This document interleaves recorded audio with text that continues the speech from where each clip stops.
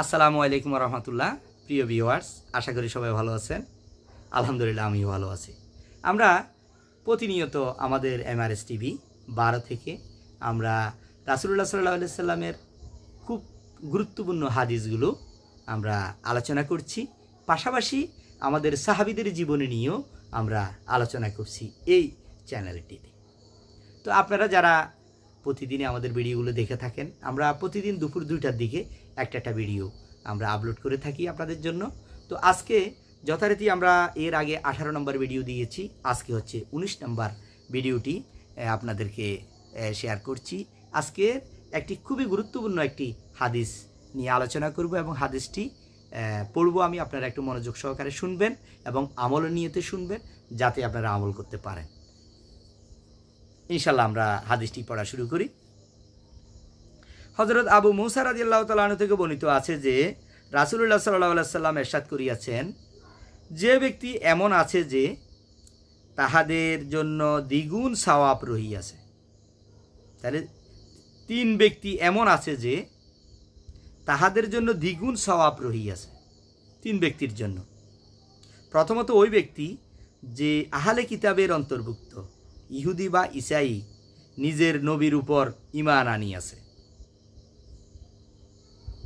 আবার মহানবী হযরত মুহাম্মদ সাল্লাল্লাহু আলাইহি সাল্লামের উপরও ঈমান আনিয়াছে। দ্বিতীয়ত ওই কৃতদাস যে আল্লাহ তাআলার হক সমূহ আদায় করিয়াছে এবং আপন মনিবদের হক সমূহ আদায় করিয়াছে। তৃতীয়ত ওই ব্যক্তি যাহার কোনো কৃতদাসী থাকে আর সে তাহাকে উত্তম আদব শিক্ষা দিয়েছে এবং উত্তম রূপে এলেম শিক্ষা দিয়েছে, তাহার উপর তাহাকে মুক্ত করিয়া বিবাহ করিয়া লইয়াছে, তাহার জন্য দ্বিগুণ সওয়াব। এটা এই হাদিসটি এসেছে বুখারী শরীফের হাদিসে। বুখারী শরীফের হাদিসে এই হাদিসটি বর্ণনা করা হয়েছে। খুবই গুরুত্বপূর্ণ একটা হাদিস। তো এখানে ফায়দায় কি বলেছে?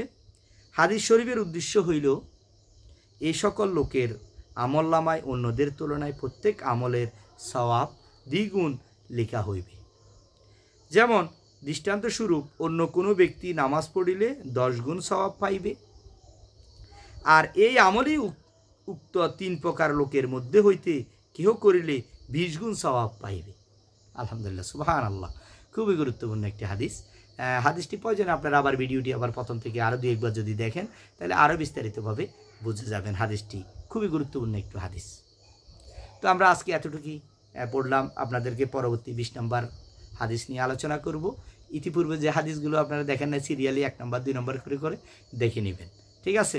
সে অনুযায়ী আমল করবেন, এটা আপনাদের কাছে অনুরোধ থাকলো। আর যারা আমাদের এই চ্যানেলে নতুন এসেছেন, অবশ্যই চ্যানেলটি সাবস্ক্রাইব করে রাখবেন, পাশে থাকা বেল আইকনে ক্লিক করে রাখবেন। নতুন নতুন ভিডিওগুলো আপনার কাছে খুব সহজে চলে যাবে।